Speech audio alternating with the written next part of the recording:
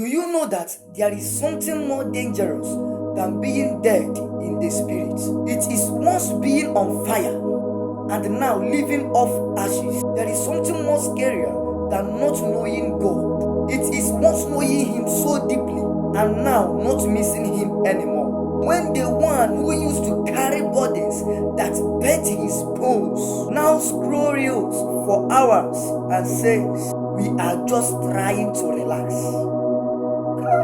I come to ask you, when last did you weep on your knees and you don't know why? When last did you fast, not because of a need, but because of a warning? When last did a scripture slap your soul until you turn off your phone just to be with Him? When a revivalist needs revival. You who once used to go for 30 meetings, you who once emptied your bank account just to host a prayer convention, you who couldn't not stand just a single day without interceding for souls. Now you call those days excess zeal because we are growing in balance. Sir, who balanced you into lukewarmness? Remember that night in your campus room when you couldn't sleep because the presence of God was too heavy.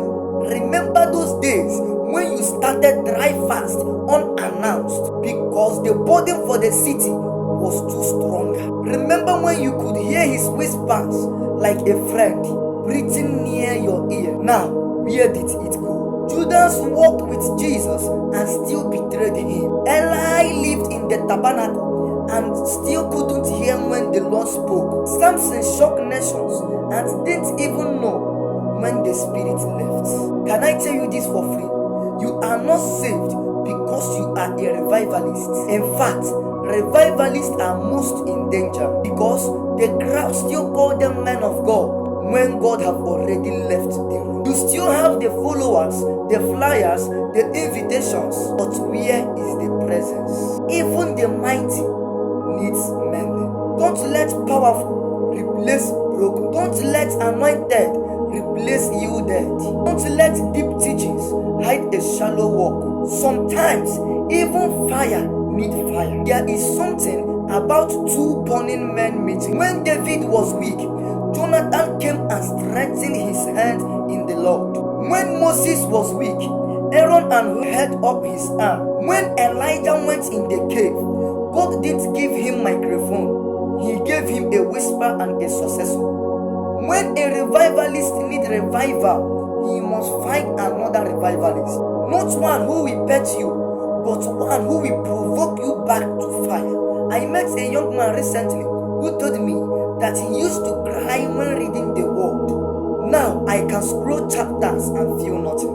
Another said, I used to intercede all night, but now I post quotes about prayers, but I haven't prayed for once in a week.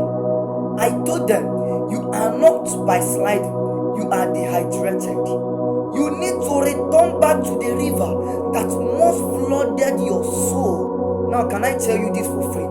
You watching this video, don't wait forever. You delay too long, God will find another. You play too long and the oil will dry up. You assume too long and you will wake up like Samson.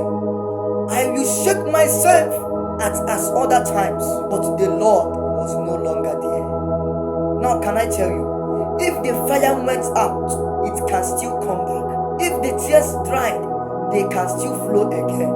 If dreams stopped, heaven can speak again.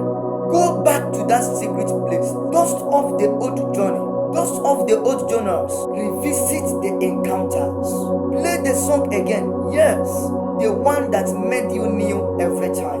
Let Him whisper again. Now, to every revivalist, pastor, evangelist, intercessor, worshipper, keyboardist, media man that have lost their fire but not the memory, this is your wake-up call. Your tears are not weakness, they are fuel. Your restlessness is not depression, it is a call back to the flame. Come back, He is waiting, and this time He will set you on fire like never